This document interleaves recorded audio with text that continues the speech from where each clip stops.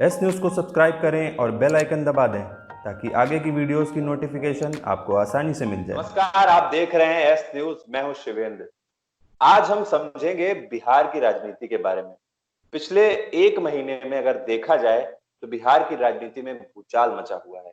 कभी तेजस्वी यादव पोस्टर लगाते दिखते हैं, कभी रघुवंश प्रसाद आरजेडी को छोड़ देते हैं। तो हम समझेंगे बिहार की राजनीति की जो हलचल है वो किस तरफ मोड़ ले रही है। तो इस पे हमारे साथ जुड़ चुके हैं हमें बताने के लिए प्रशांत कुमार तिवारी जी, जो बिहार से सीधे जुड़े हैं और बिहार की जो राजनीति है उसको बहुत अच्छे से समझते हैं। वो हमें बताएंगे कुछ सवालों के जवाब जो बड़ा सटीक होंगे, बहुत अच्छे होंगे, उनके विचार जानेंगे इस बारे में।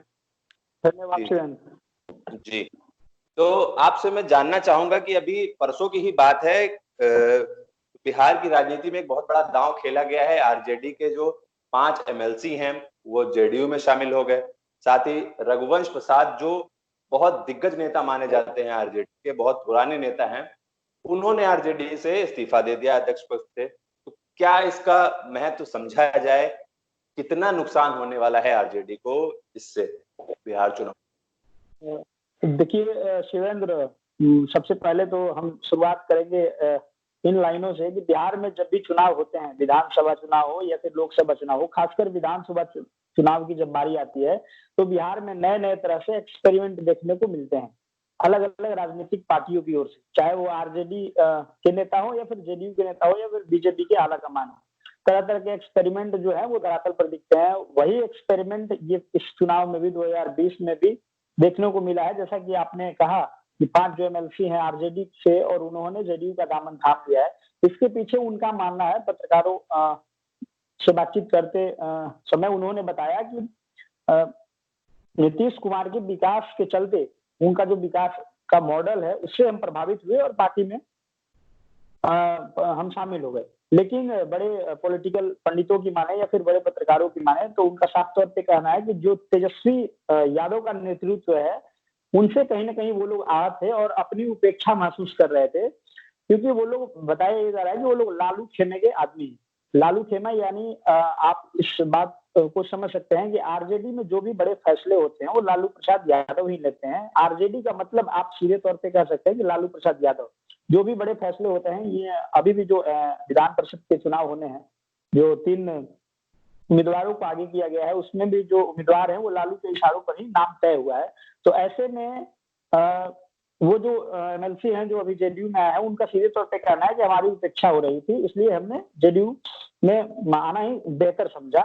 उसके बाद से रघुवंश प्रसाद सिंह की बारी की जब हम बात करेंगे तो रघुवंश प्रसाद सिंह जो है वो एक आरजेडी में बड़ा नाम है। रघुवंश प्रसाद सिंह बहुत कम ही ऐसे नेता हैं जो रघुवंश प्रसाद शरीके हों आरजेडी में, और रघुवंश प्रसाद सिंह आरजेडी में बहुत विश्वसनीय और बेहतर लालू के लिए काम करते हैं और लालू उनको सबसे ज्यादा भरोसेमंद और सबसे विश्वसनीय नेता सहयोगी के तौर पे देखते हैं, क्योंकि वो लोग जेपी मूवमेंट के समय से ही लालू के साथ एकदम साय की तरह वो लोग खड़े होते हैं। चाहे जगदा बाबू की बात कर लें या फिर रघुवंश प्रसाद सिंह की बात कर लें, और यही कारण है कि रघुवंश प्रसाद सिंह ने जैसे ही इस्तीफा दिया तो लालू प्रसाद यादव ने इस्तीफे को रिजेक्ट कर दिया और कहा यह जा रहा है कि रघुवंश प्रसाद सिंह का जो इस्तीफा है वो रामा सिंह के आरजेडी में एंट्री के बाद देखने को मिला। जी, इस पे कहा, कुछ लोग ये कह रहे हैं कि जो जगदानंद सिंह हैं उनकी वजह से इस्तीफा दिया है उन्होंने, और कुछ लोग कह रहे हैं कि जो पूर्व सांसद हैं रामा सिंह, उनकी वजह से इस्तीफा दिया है। तो इसकी क्या वजह है? इन दोनों में आपको कौन सी बात सही लग रही है, किस बात में ज्यादा दम लग रहा है? देखिए शिवेंद्र, इसके कई सारे आयाम हैं, कई सारे पहलू हैं। सबसे पहले तो जब जगदा बाबू जो है वो भी रघुवंश प्रसाद सिंह के बड़े नेता हैं और वो जगदा बाबू रघुवंश प्रसाद सिंह की जो बराबरी का हैसियत जो है वो आरजेडी पार्टी में है। जगदा बाबू के पहले रघुवंश प्रसाद सिंह लालू लॉबी के मास्टरमाइंड हुआ करते थे और जगदा बाबू अभी लालू के नहीं रहने के चलते तेजस्वी का जो पूरा दारोमदार है वो कहीं ना कहीं जगदा बाबू के इशारों पर ही फैसला ले रहे हैं और जगदा बाबू का जो साथ है वो लगातार तेजस्वी यादव को मिल रहा है। तो रघुवंश प्रसाद सिंह कहीं ना कहीं अपने आप को उपेक्षित महसूस कर रहे थे। और उसके बाद एक पहलू, ये सबसे बड़ा चौंकाने वाला मामला है और ये बहुत ही मतलब जायज आप इसको मान सकते हैं, क्योंकि रामा सिंह जो है वो 90 के दशक के बिहार में जो बाहुबलियों का दौर रहा, जो अपराधियों का राजनीतिकरण हुआ, उसमें रामा सिंह एक बड़ा नाम है। और रामा सिंह शुरू से ही आपराधिक छवि के नेता है और अपराध जगत के बहुत बड़ा नाम है रामा सिंह। और उसी वैशाली से रामा सिंह बिलोंग करते हैं जिस वैशाली से रघुवंश प्रसाद सिंह आते हैं। तो एक तो पहले रघुवंश प्रसाद सिंह को जगदा बाबू सरीखे नेताओं से डर था कि भाई मेरी बराबरी में मेरे ही पार्टी के लोग इतने बड़े पद पे है, या फिर जो लोग तेजस्वी के शागिर्द बने हुए हैं, तो मेरा उपेक्षा महसूस करना जायज है। वैसे में अब वैशाली में जिस तरह से रघुवंश प्रसाद सिंह की इमेज है, जो उनकी छवि है, तो कहीं ना कहीं रामा सिंह के आने से रघुवंश प्रसाद सिंह को भी ये नगवाद गुजर रहा था कि वैशाली से ही अगर वो रामा सिंह अगर पार्टी में आते हैं तो मेरे कहीं ना कहीं जो छवि है वो उसमें बंटवारा हो जाएगा और रामा सिंह अपने आप को बेहतर साबित कर सकते थे। इसलिए रामा सिंह जो जब से पार्टी में आए हैं, तो रघुवंश प्रसाद सिंह का एक ही कहना है कि आपराधिक छवि के लोग जो हैं उनको पैसा लेकर के टिकट दिया जा रहा है, तो इससे हम आहत हैं, इसलिए उन्होंने इस्तीफा सौंपा है। जी। बताया ये भी जा रहा है कि इस्तीफा देने के बाद राबड़ी देवी उनसे मिली हैं, उनसे मुलाकात की है और फरवरी में रघुवंश प्रसाद जेल में लालू प्रसाद यादव से भी मिलने गए थे। उस समय भी वो कुछ नाराज चल रहे थे, पर लालू ने उस टाइम उनको मना लिया था। तो क्या आपको लग रहा है कि राबड़ी देवी इसमें सफल हो पाएंगी, वो मना पाएंगी उनको? देखिए, एक बड़ा ही दिलचस्प वाकया है। रघुवंश प्रसाद सिंह जो है वो उन नेताओं में है जो नहीं तो राबड़ी को उतना वैल्यू देते हैं और नहीं लालू के बेटों को। तो कहीं ना कहीं उनका जो सीधा कनेक्शन है वो लालू से रहता है और लालू के बातों को ही वो तरजीह देते हैं। और एक मुझे वाकया याद आ रहा है, आपको मैं बता दूं, जब लालू प्रसाद यादव का जब 2 साल पहले उनका बर्थडे मनाया जा रहा था, तो रघुवंश प्रसाद सिंह के घर पर हम उस वक्त मौजूद थे। तो पत्रकारों की ओर से जब पूछा गया कि आप नहीं गए बधाई देने लालू प्रसाद यादव को, तो उन्होंने कहा कि ये सब ढकोसलेबाजी में हम विश्वास नहीं करते हैं। तो यानी आप सीधे तौर पर समझ सकते हैं, जो बड़े नेता रघुवंश प्रसाद सिंह है और पार्टी के राष्ट्रीय अध्यक्ष आरजेडी के सर्वे सर्वा का जन्मदिन है, और वो आदमी इस एटीट्यूड के साथ यह बात कह रहा है, तो आप उसका अंदाजा लगा सकते हैं कि वो पार्टी में कितना बड़ा हैसियत रखता है। तो कहीं ना कहीं राबड़ी की जो बात है, तेजस्वी की बात है, उससे ऊपर है रघुवंश प्रसाद सिंह का जो मामला है। इसलिए जो इस्तीफा है वो तेजस्वी ने ये भी क्लियर कर दिया था कि जो पार्टी के शीर्ष आला कमान है वो इस पर तय करेगा। लिहाजा जैसे ही उनका इस्तीफा कोतवाल जेल में बंद लालू प्रसाद यादव के पास गया, तो लालू प्रसाद यादव ने सीधे तौर पे उसको रिजेक्ट कर दिया और उसको लंबित कर दिया है। जिस मामले को रघुवंश प्रसाद सिंह अभी वो कोरोना से पीड़ित हैं, तो जब वो हॉस्पिटल से बाहर आएंगे तो उस पर बैठकर बातचीत की जाएगी और उनको मनाया जाएगा।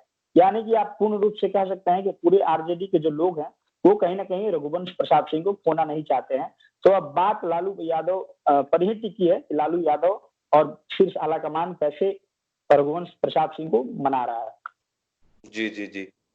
आपसे मैं एक सवाल और जानना चाहूंगा कि तेजस्वी यादव जो हैं वो कहीं ना कहीं अपनी तरफ से पूरी कोशिश कर रहे हैं, पूरी दम लगा रहे हैं। जो हमें दिख रहा है वो किस दिशा में लगा रहे हैं, कैसे उनकी मेहनत रंग लाएगी या नहीं लाएगी, इस पे बाद में बात करेंगे। फिलहाल लेकिन वो दम बहुत लगा रहे हैं।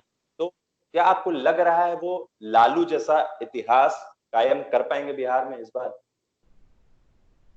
लालू जैसा इतिहास कायम कर पाएंगे और नहीं कर पाएंगे, इस पे थोड़ा मैं डिटेलिंग में नहीं बता पाऊंगा, क्योंकि लालू का जो स्टाइल रहा है, लालू का जो राजनीति करने का जो तजुर्बा रहा है, तरीका रहा है, वो कहीं ना कहीं उससे तेजस्वी यादव अभी वंचित है। और तेजस्वी यादव आप कह सकते हैं कि वो एक्सपीरियंस गेन कर रहे हैं, चुनाव में मेहनत कर रहे हैं, रंग लाने के लिए कोशिश कर रहे हैं, लगातार प्रयासरत हैं। जैसा कि आज सुबह ही उन्होंने जैसे ही डीजल का दाम बढ़ा उसके खिलाफ वो सड़कों पर हैं और कहीं ना कहीं वो एक इमेज ये बिल्ड करना चाहते हैं कि हम लालू यादव के टाइम में जो बिहार में जो अपराध जो चरम पर था, जो नेता जो शागिर्द उनके जो हित रिश्तेदार थे, नाता वाले थे, जो लालू यादव के सिस्टम को खोखले करते गए, पूरी तरह से आप कह सकते हैं कि उनके नाम पर करोड़ों का डीलिंग होता था, हेराफेरी होती थी, उससे तेजस्वी यादव कहीं ना कहीं अपने आप को वंचित करना चाहते हैं। शायद यही वजह है कि लालू का जो ट्रेंड रहा है राजनीति करने का एकदम ठेठ बेबाक खाती अंदाज में, उससे तेजस्वी यादव बचते हैं और तेजस्वी यादव सीधे तौर पे नीतीश कुमार का जो राजनीति करने का तौर तरीका है उसकी ओर अग्रसर होते हैं। बात करने का शैली होता है, लोगों से मिलने जुलने का जो विकास, हमेशा विकास पे जोर देते हैं, विकास के मुद्दों को गिनाते हैं, तो तेजस्वी यादव लालू यादव के कदमों से मिलाकर चल रहे हैं, लेकिन जो लालू यादव जो अगड़े पिछड़े की राजनीति करते थे, जो सवर्ण वोटरों को ताक पर रख के गरीबों की मसीहा बन करके दलितों की बात करते थे, माई समीकरण की बात करते थे, मुस्लिम यादवों की बात करते थे, तेजस्वी यादव उससे कहीं ना कहीं वंचित हो रहे हैं और तेजस्वी यादव सर्वांगीण विकास की बात कर रहे हैं। यानी कहीं ना कहीं वो कह रहे हैं कि हिंदू मुस्लिम सिख ईसाई अगड़ा सवर्ण पिछड़ा सबके लिए हम लड़ेंगे। तो तेजस्वी यादव का लालू से यह जो नाता रहा है वो राजनीति करने का, वो कहीं ना कहीं थोड़ा सा अलग दिख रहा है। जी जी, मैं आपसे आखिरी सवाल पूछ के खत्म करना चाहूंगा इस बात को। बिहार चुनाव में इस बार लालू प्रसाद यादव को कितना मिस किया जाएगा? देखिए, बड़ा ही शानदार आपने सवाल किया। जब भी बिहार में जो विधानसभा चुनाव होता है तो लालू प्रसाद यादव राजनीति की धुरी माने जाते हैं और जितना भी राजनीति करने का जो तरीका है, तजुर्बा है, राजनीति के जो मुद्दे हैं, वो लालू प्रसाद यादव के इर्द गिर्द ही घूमते हैं। जैसा कि 90 के दशक में बिहार में लालू प्रसाद यादव और राबड़ी देवी का सरकार हुआ करता था, तो नीतीश कुमार उनके खिलाफ 15 साल में हुए भ्रष्टाचार, लूट, अपहरण, हत्या, बलात्कार को मुद्दा बना करके उन्होंने सत्ता में अपना प्रवेश किया। उसके बाद से अब 15 सालों तक उन्होंने विकास किया। फिर वो चाह रहे हैं कि उसी 15 साल को भुनाए। जो बिहार में भ्रष्टाचार एक बार जोरों पर थी, लोग डरते थे घरों में निकलने के बाद। तो कहीं ना कहीं जो विकास का पैमाना रहा है, नीतीश कुमार ने पिछले शुरू में 15 सालों के विकास में 15 सालों के जो दौर रहा उसमें 5 सालों तक उन्होंने खूब काम किया। उसके बाद से 10 सालों में जनता का जो रिपोर्ट कार्ड है, जनता का जो मार्कशीट है, कहीं ना कहीं उसमें उनको कम नंबर जनता दे रही है, बिहार की जनता। इसलिए नीतीश कुमार और बीजेपी के लोग फिर उसी 15 साल को दोहराने जा रहे हैं।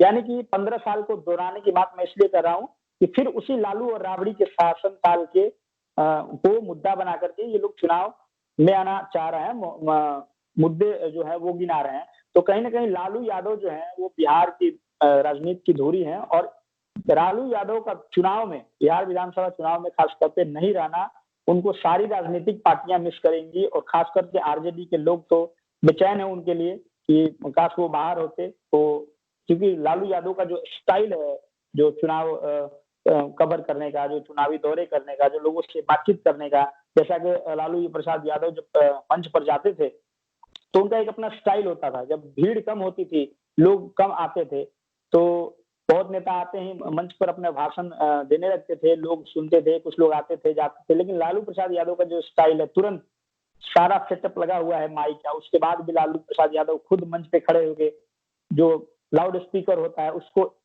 दाएं से खोल करके बाएं लगवाते थे, उत्तर से खोल के पश्चिम लगवाते थे, ताकि जो जो मिसकम्युनिकेशन पहले हुई है, लोग कमाए हैं, वो उसकी पूर्ति की जा सके। तब तक लोग धीरे धीरे इकट्ठे हो जाते थे। तो इस तरह से लालू का अपना स्टाइल रहा है। जी।